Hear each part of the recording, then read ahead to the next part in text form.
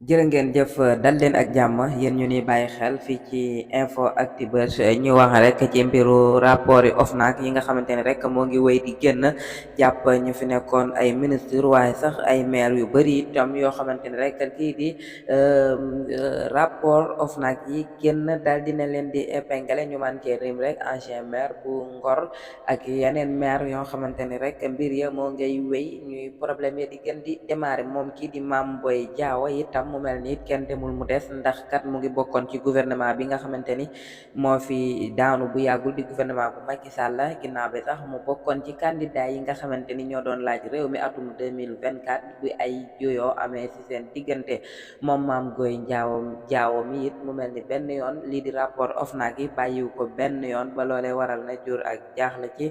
côté mu bokk ci ñi nga xamante ni rek ñoom ñoo war a wuy ji ngir leeral ci kanamu tribunal alal yi nga xamante ni rek dal di noon nañ leen koy dénk ñu ngir rek ñu saytu ko saytu bu jaar yoon jëmale ko ci askan bi fan la mujj kon rek ginnaaw bi nga xamante ni rek lii di rapport OFNAC dal dina koy épinglé moom Mame Boye Diao loolee waral na rek ñi nga xamante ni rek ñoom ñoo di askanu Sénégal ñi ëpp ci ñoom di demande képp koo xamante ni rek lii di rapport yi épinglé na la yoon dal di def li nga xamante ni rek moo war ci sa côté kon rek moom Mame Boye Diao bokk na ci ñi war a wuyu ji taxaw ci kanamu yoon ngir leeral rek alal bi nga xamante ni mooy alalu askan biñ ko dénkoon fan la ko jaarale ak it fan la dugal dërëm bu ci nekk. ñu jàll ci maire bu Dakar kii di Barthélémy Dias ginnaaw bi nga xamante ni rek moom itam ak réeroo amoon na digganteem ak ñi fi yor nguur bu bees bi di Ousmane Sonko ak Bassirou Diomaye Diakhar Faye moom kii di Barthélémy Dias ginnaaw Yewwi Askan bi ay jafe-jafe nag amoon seen diggante ba moom sax mu doon def ay conférence de presse ay point de presse di attaqué bu baax ñi nga xamante ni ñoo yor nguur gi tey jii nekk Pastef demoon sax ba doon wax ni amul Sénégal kenn koo xamante ni rek mën nga fee gagné lii di président de la République te premier tour maanaam faaw booloo day am te ñoom mënuñu cee ñàkk rek ngir nit mën a gagné mu mel ni loolee rek yàlla wetti na moom kii di président Bassirou Diomaye Diakhar Faye dal dinay gagné kii fi nekkoon di Macky Sall wala candidat bi di Amadou Ba premier tour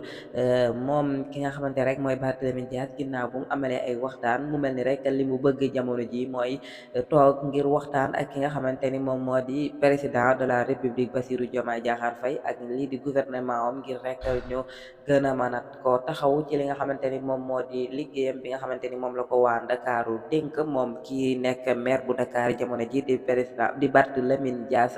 mu bokkoon ci coalition Khalifa Déthié Sall ci atum 2024 kon rek mu mel ni ginnaaw réero yi nga xamante ni am na moom fi doon woowe Ousmane Sonko sama doomu nday ci li nga xamante ni rek moom moo di coalition Yewwi Askan bi ginnaaw bi ñu bëri ci askan bi rawat na patriote yi jàpp ni kat moom kii di Barthélémy Dias ak leaderam bi fi nekkoon ni Khalifa Sall daf leen a wor mu mel ni loolee waral na ay sanction jur ci ñi ëpp ci ndawu sénégalais yi ba waral ak réero am seen diggante moom li mu bëgg jamono ji rek tere ko nelaw dafa mel ni moo di toog ak ki nga xamante rek moom moo di président de la République ngir rek wax ko lii di soxloom mu mën koo jàppale bu baax a baax ci li nga xamante ni moom moo di liggéey bi nga xamante ni waa Ndakaaru dégg leen ko comme ni ñu ko waxee ci tàmbaliment bi moom kii nag di Barthélémy Dias di fàttali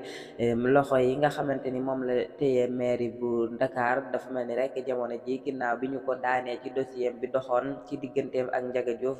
mu defoon appel fële ci Cour suprême ñu dal di koy daanaat foofee maanaam joxuñu ko dëgg benn yoon kon day mel ni jamono ji rek li nga xamante ni moom moo di mairie bu Dakar moom mu perte ko moom kii di Barthélémy Dias mu ngi aju rek ci mu neex li nga xamante ni mooy gouvernement bi fi nekk maanaam à tout le moment mooy jamono bu ci nekk rek bu neexee gouvernement bi fi nekk mën nañoo jël li nga xamante ni moom moo di mairie bu Dakar ci ay loxo moom Barthélémy Dias dal di koy teg ci